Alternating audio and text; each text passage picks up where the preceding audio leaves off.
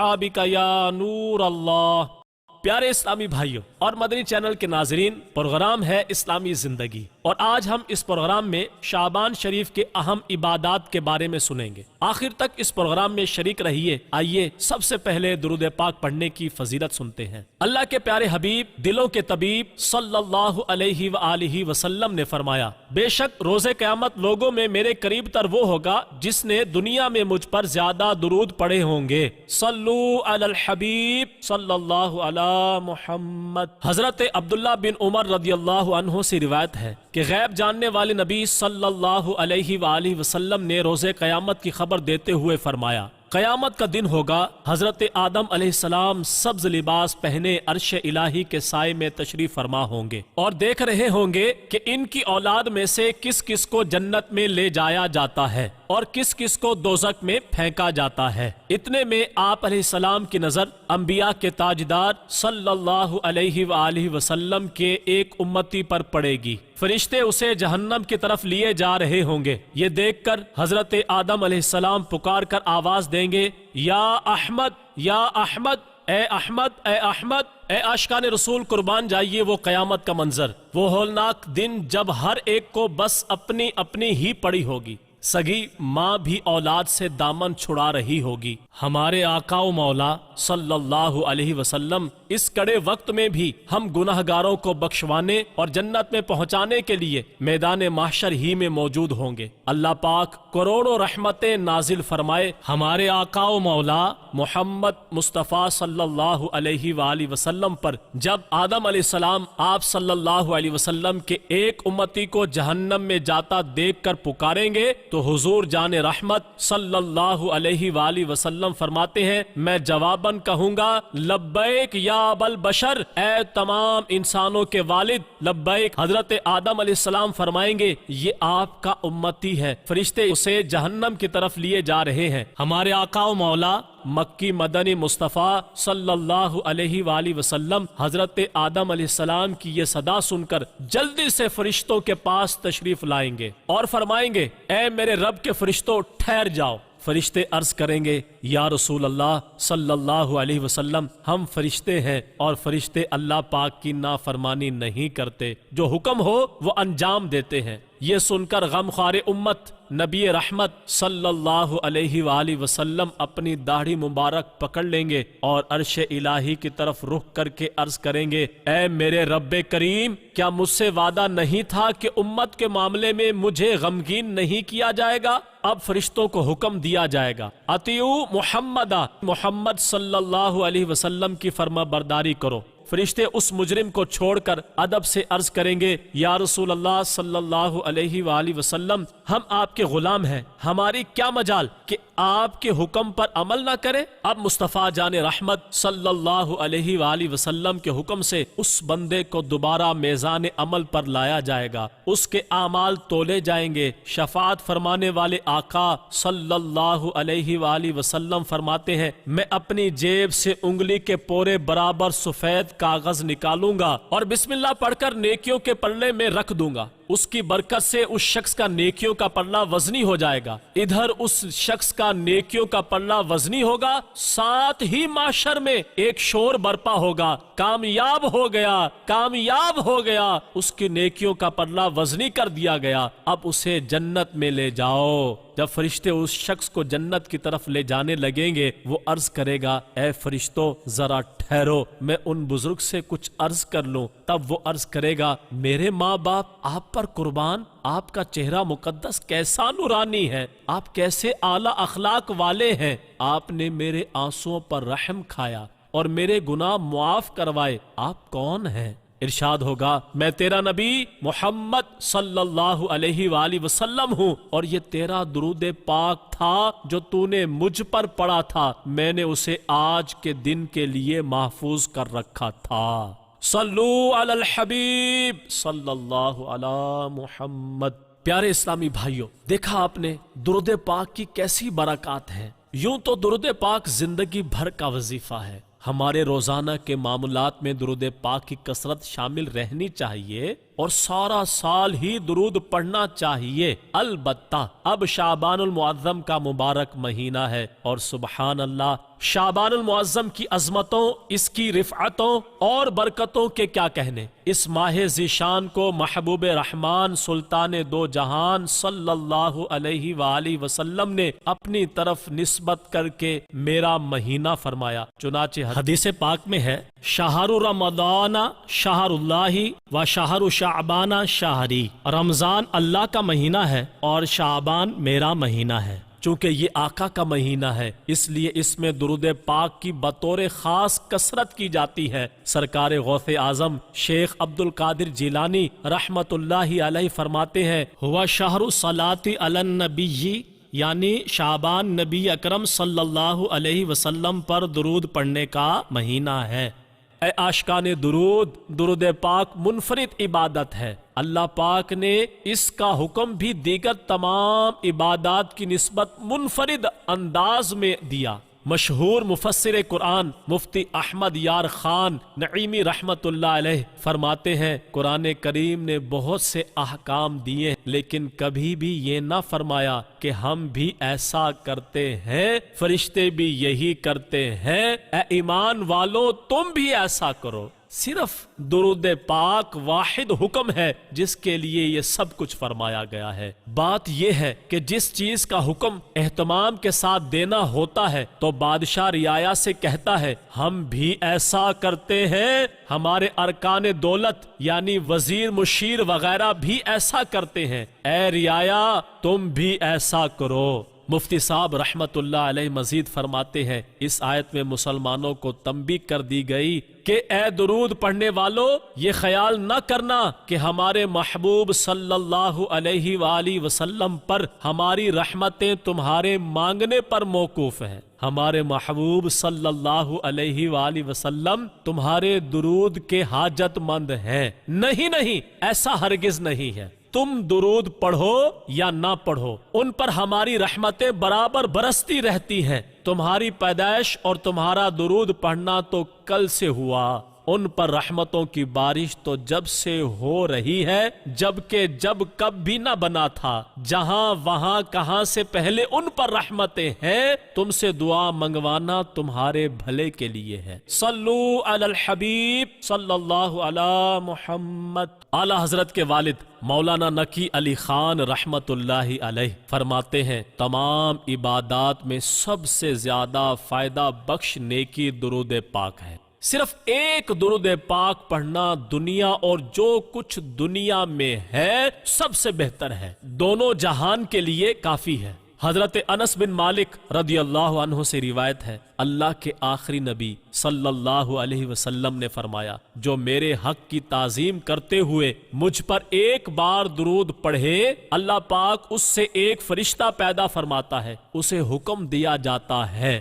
جس طرح اس بندے نے میرے نبی صلی اللہ علیہ وآلہ وسلم پر درود پڑھا تو بھی اس کے لیے دعائے مغفرت کر، تو وہ فرشتہ قیامت تک اس کے لیے دعائے مغفرت کرتا رہتا ہے۔ خیال رہے یہ ایک بار درود پڑھنے کی صرف ایک برکت ہے، اس کے علاوہ بھی جو برکات ملتی ہیں سبحان اللہ۔ حدیث پاک کے مطابق جو بندہ ایک بار درود پڑھتا ہے اللہ پاک اس پر 10 رحمتیں نازل فرماتا ہے، اس کے 10 گناہ معاف کر دیے جاتے ہیں، اس کے لیے 10 نیکیاں لکھی جاتی ہیں، اس کے 10 درجات بلند کیے جاتے ہیں۔ سبحان اللہ، سبحان اللہ۔ ہمارے بزرگان دین جن کا ایمان پختہ تھا، جن کا یقین کامل تھا، ایک بار درود پاک کے بدلے اللہ پاک کی طرف سے 10 رحمتیں ملنے کی اہمیت کو وہی جانتے تھے۔ اعلیٰ حضرت کے والد مولانا نقی علی خان رحمت اللہ علیہ فرماتے ہیں، اگر بندے کو ساری زندگی کی عبادات کے صلے میں اللہ پاک کی صرف ایک رحمت نصیب ہو جائے تو دنیا اور آخرت کی تمام مشکلات کے لیے کافی ہے۔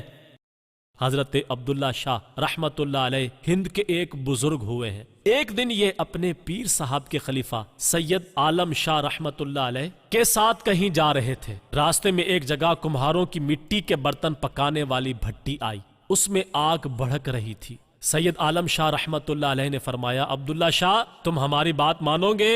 عرض کی جی ہاں ضرور مانوں گا۔ فرمایا اچھا تو اس بھٹی میں جا کر کھڑے ہو جاؤ۔ یہ کہہ کر سید عالم شاہ رحمت اللہ علیہ آگے گزر گئے، مگر عبداللہ شاہ رحمت اللہ علیہ حکم سنتے ہی بھڑکتی ہوئی آگ میں جا کھڑے ہو گئے۔ کچھ دیر کے بعد سید عالم شاہ رحمت اللہ علیہ واپس آئے تو دیکھا عبداللہ شاہ رحمت اللہ علیہ بھٹی کے اندر کھڑے ہیں، آگ خوب بھڑک رہی ہے، مگر عبداللہ شاہ صاحب رحمت اللہ علیہ کے کپڑے تک سلامت تھے، آگ نے انہیں بالکل چھوا تک نہیں تھا۔ آخر ان کو بلایا گیا مگر وہ خاموش کھڑے رہے۔ جب بہت آوازیں دی تو بھٹی سے کسی قدر باہر آئے، لوگوں نے ہاتھ پکڑ کر باہر نکالا، بدن مبارک پر پسینہ تھا۔ سید عالم شاہ رحمت اللہ علیہ نے پوچھا کیا حال ہے؟ عرض کیا جب میں اس بھڑکتی ہوئی آگ میں داخل ہوا تو مدینہ منورہ کا تصور باندھ کر درود شریف پڑھنے لگا، اچانک مدینہ پاک کی طرف سے ایک نور آیا جسے میں نے چادر کی طرح اپنے جسم پر لپیٹ لیا، اس کی برکت سے مجھے آگ کی گرمائش بالکل بھی محسوس نہیں ہوئی۔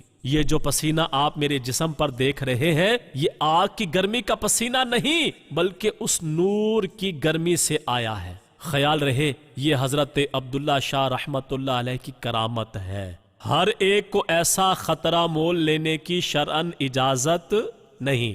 صلو علی الحبیب صلی اللہ علی محمد۔ اے عاشقان درود، ہم نے صرف ایک بار درود پاک پڑھنے کی برکات سنی ہے، اب آئیے کثرت درود کی بھی چند برکتیں سن لیتے ہیں۔ مختلف احادیث کے مطابق کثرت سے درود پڑھنے والا بارگاہ الہی میں یوں حاضر ہوگا کہ اللہ پاک اس سے راضی ہوگا۔ کثرت سے درود پڑھنے والا قیامت کے روز جلد نجات پالے گا۔ کثرت درود کی برکت سے روز قیامت مصطفیٰ جان رحمت صلی اللہ علیہ وآلہ وسلم کے مبارک ہاتھ سے جام کوثر پینا نصیب ہوگا۔ کثرت سے درود پڑھنے والا روز قیامت سرکار علی وقار صلی اللہ علیہ وآلہ وسلم کے زیادہ قریب ہوگا۔ کثرت سے درود پڑھنے والے کو قیامت کی گرمی میں سایہ عرش نصیب ہوگا۔ کثرت درود کی برکت سے اللہ پاک کا قرب نصیب ہوتا ہے۔ حضرت عبداللہ بن عباس رضی اللہ عنہما فرماتے ہیں اللہ پاک نے جلیل القدر نبی حضرت موسیٰ علیہ السلام کی طرف وحی فرمائی، اے موسیٰ اگر میرا قرب چاہتے ہو تو میرے محبوب صلی اللہ علیہ وآلہ وسلم پر کثرت سے درود پڑھا کرو۔ کثرت درود کی برکت سے فکریں ختم ہوتی، غم مٹتے، پریشانیاں حل ہوتی، رزق بڑھتا اور حاجتیں پوری ہوتی ہیں۔ علامہ یوسف بن اسماعیل نبہانی رحمت اللہ علیہ فرماتے ہیں درود پاک کا بڑا فائدہ یہ ہے کہ اس کی برکت سے خواب میں دیدار مصطفیٰ صلی اللہ علیہ وسلم نصیب ہوتا ہے، بلکہ بعض مکثرین یعنی درود پاک کی کثرت کرنے والوں پر یہاں تک کرم ہو جاتا ہے کہ بیداری میں ہی لذت دیدار سے فیضیاب ہوتے ہیں۔ حضرت سیدنا شیخ احمد زاواوی رحمت اللہ علیہ بہت بڑے بزرگ ہوئے ہیں، ان کے متعلق آتا ہے آپ روزانہ 40,000 بار درود شریف پڑھا کرتے تھے۔ فرماتے ہیں ہمارا معمول ہے کہ ہم نہایت کثرت سے بارگاہ رسالت میں درود و سلام عرض کرتے ہیں، اس کی برکت سے الحمدللہ ہمیں بیداری ہی میں سرکار مدینہ راحت قلب و سینہ صلی اللہ علیہ وسلم کی زیارت نصیب ہوتی ہے۔ پیارے اسلامی بھائیوں، اللہ پاک ہمیں بھی کثرت کے ساتھ درود پاک پڑھنے کی سعادت نصیب فرمائے۔ کثرت درود سے کیا مراد ہے؟ روزانہ کتنی بار درود پاک پڑھا جائے تو کثرت میں شمار ہوگا؟ اس بارے میں علماء کرام کے مختلف اقوال ہیں۔ اگر ہم روزانہ کم از کم 313 بار درود شریف پڑھنے والے بن جائیں تو بعض علماء کے نزدیک انشاءاللہ ہمارا شمار کثرت سے درود پڑھنے والوں میں ہو جائے گا۔ یاد رہے 313 بار درود شریف پڑھنا اپنی جگہ اہمیت رکھتا ہے، مگر اب تو شعبان المعظم ہے، آقا کا مہینہ چل رہا ہے، درود پاک پڑھنے کے خاص ایام ہیں، اب تو ہمیں چاہیے کہ بس ہر وقت تسبیح ہاتھ میں رکھیں، اٹھتے بیٹھتے چلتے پھرتے دکان پر گھر میں کہیں ہوں، بس ہر وقت درود شریف پڑھتے ہی رہیں۔ اللہ پاک ہم سب کو توفیق عطا فرمائے، آمین بجاہ النبی الامین صلی اللہ علیہ وآلہ وسلم۔ صلو علی الحبیب صلی اللہ علی محمد۔ دوسری اہم عبادت جو شعبان المعظم میں خصوصیت کے ساتھ کرنی چاہیے وہ ہے نفل روزوں کی کثرت۔ ہمارے آقا و مولا محمد مصطفیٰ صلی اللہ علیہ وآلہ وسلم رمضان المبارک کے بعد سب سے زیادہ شعبان المعظم میں روزے رکھنا پسند فرماتے تھے۔ ام المومنین حضرت عائشہ صدیقہ طیبہ طاہرہ رضی اللہ عنہا فرماتی ہیں، حضور اکرم صلی اللہ علیہ وآلہ وسلم کو میں نے شعبان سے زیادہ کسی مہینے میں روزہ رکھتے نہ دیکھا۔ آپ صلی اللہ علیہ وآلہ وسلم سوائے چند دن کے پورے ہی ماہ کے روزے رکھا کرتے تھے۔ ایک مرتبہ آپ صلی اللہ علیہ وآلہ وسلم کی خدمت میں سوال ہوا، رمضان کے بعد کون سے روزے افضل ہیں؟ فرمایا، رمضان کی تعظیم کے لیے شعبان کے روزے رکھنا۔ پیارے اسلامی بھائیوں، رمضان المبارک کے روزے تو فرض ہیں، یہ تو ہم نے رکھنے ہی رکھنے ہیں، اس کے ساتھ ساتھ نفل روزے بھی لازمی رکھنے چاہیے۔ الحمدللہ ہمارے بزرگان دین کثرت کے ساتھ نفل روزے رکھا کرتے تھے۔ آئیے ترغیب کے لیے دو حکایات سنتے ہیں۔ تاریخ بغداد میں ہے، حضرت سیدنا داؤد طائی رحمت اللہ علیہ مسلسل 40 سال روزے رکھتے رہے، مگر آپ کے اخلاص کا یہ عالم تھا کہ اپنے گھر والوں تک کو خبر نہ ہونے دی۔ کام پر جاتے ہوئے دوپہر کا کھانا ساتھ لے لیتے اور راستے میں کسی کو دے دیتے، مغرب کے بعد گھر آ کر کھانا کھا لیا کرتے تھے۔ حلیات الاولیاء کی جلد 6 صفحہ نمبر 266 پر ہے، حضرت قتادہ رحمت اللہ علیہ کے استاد حضرت عبداللہ بن غالب حدانی رحمت اللہ علیہ کو شہید کر دیا گیا۔ تدفین کے بعد ان کی قبر شریف کی مٹی سے مشک کی خوشبو آتی تھی۔ کسی نے خواب میں دیکھ کر پوچھا، آپ کے ساتھ کیا معاملہ فرمایا گیا؟ کہا، اچھا معاملہ فرمایا گیا۔ پوچھا، آپ کو کہاں لے جایا گیا؟ فرمایا، جنت میں۔ خواب دیکھنے والے نے پوچھا، کون سے عمل کے باعث؟ فرمایا، ایمان کامل، تہجد اور گرمیوں کے روزے کے سبب۔ خواب دیکھنے والے نے چوتھا سوال پوچھا، آپ کی قبر سے مشک کی خوشبو کیوں آ رہی ہے؟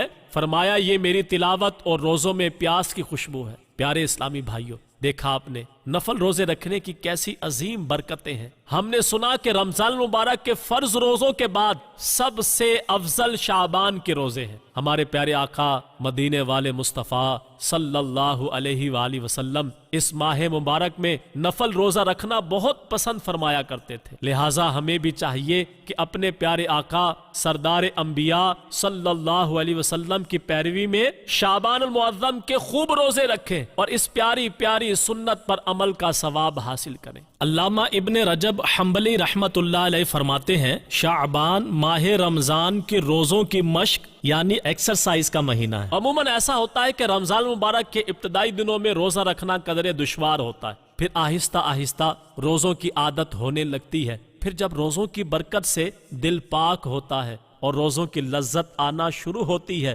اس وقت تک رمضان المبارک الوداع کہہ کر سال بھر کی جدائی دے کر تشریف لے جاتا ہے۔ اگر ہم شعبان المعظم ہی سے نفل روزوں کی ابتدا کر دیں تو رمضان آنے تک دل کی وہی کیفیت ہو چکی ہوگی جو عموماً رمضان کے آخر میں ہوتی ہے۔ یوں رمضان شریف کی ابتدا ہی سے روزوں میں لذت رہے گی اور نتیجتاً انشاء اللہ الکریم رمضان المبارک ہماری جھولی میں تقویٰ و پرہیزگاری کی سوغات ڈال ہی دے گا۔ الحمدللہ عاشقان رسول کی دینی تحریک دعوت اسلامی کے دینی ماحول میں رجب اور شعبان کے روزوں کی بہار ہوتی ہے۔ الحمدللہ مختلف مقامات پر سحری اجتماعات کی بھی ترکیب ہوتی ہے۔